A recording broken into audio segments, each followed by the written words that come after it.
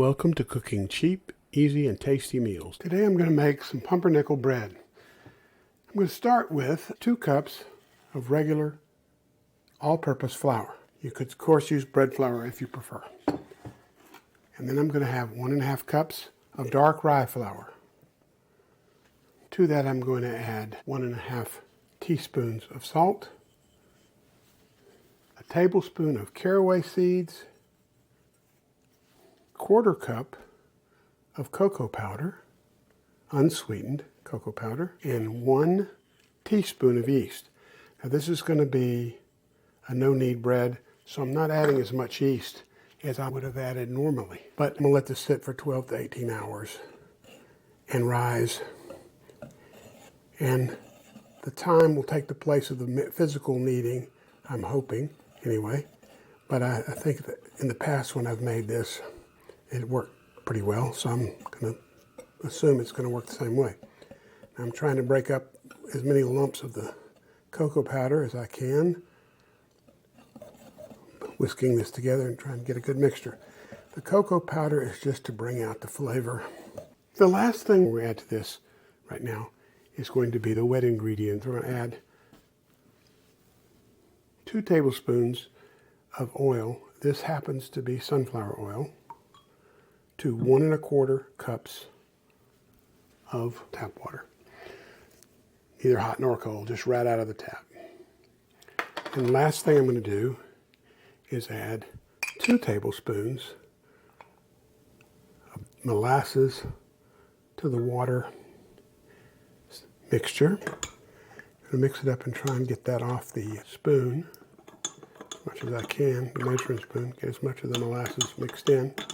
Now, I'm going to add the water to the mixture, and then I'm going to stir it until I get a nice shaggy dough.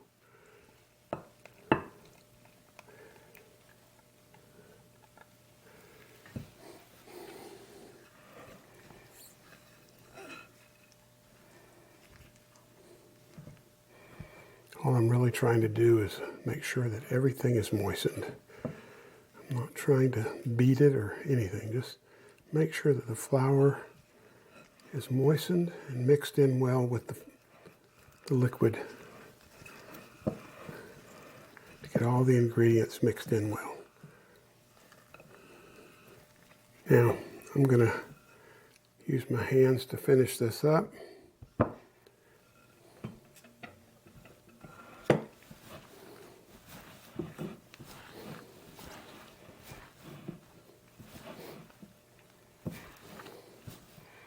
Make sure I get it all mixed together well.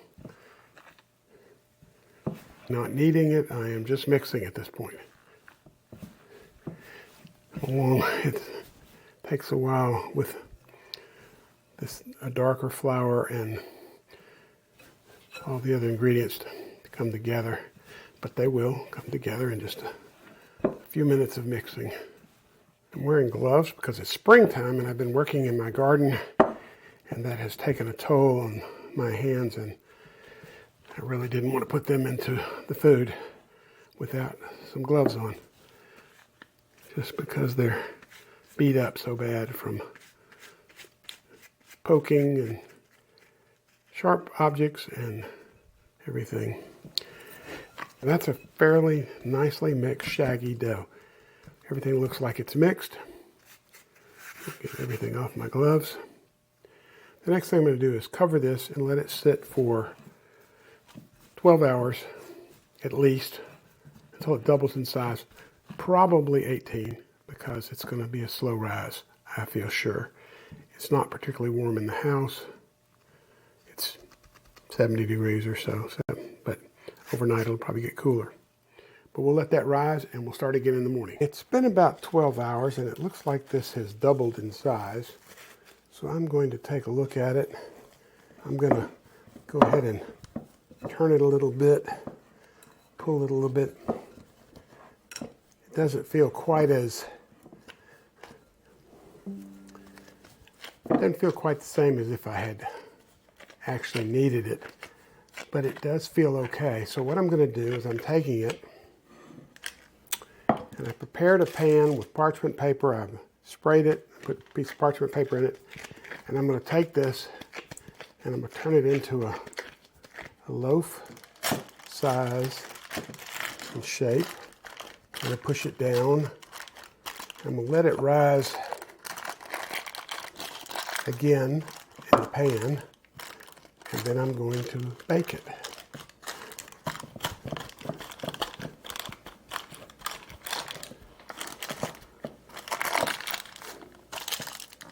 It smells really good. It's interesting, the chocolate and the caraway seeds seem to both come through a little bit.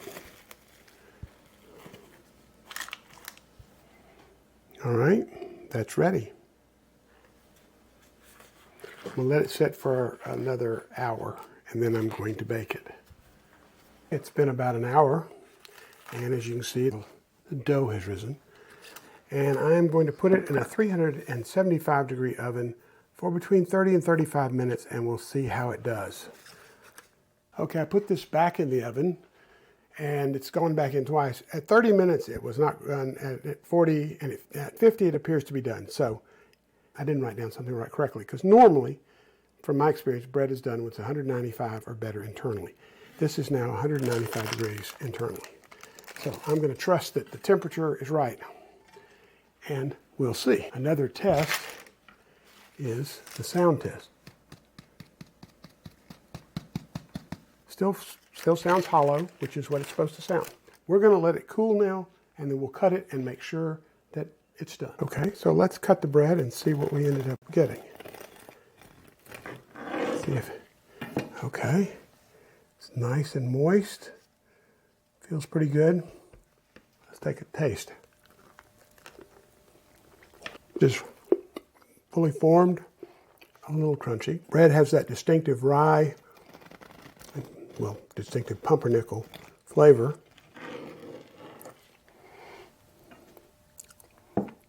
The bread looks like it'd be very good for a sandwich or just for something with butter on it. It's still a little too warm, so it's going to lose a little moisture. But it looks and tastes good. Give it a try and see what you think.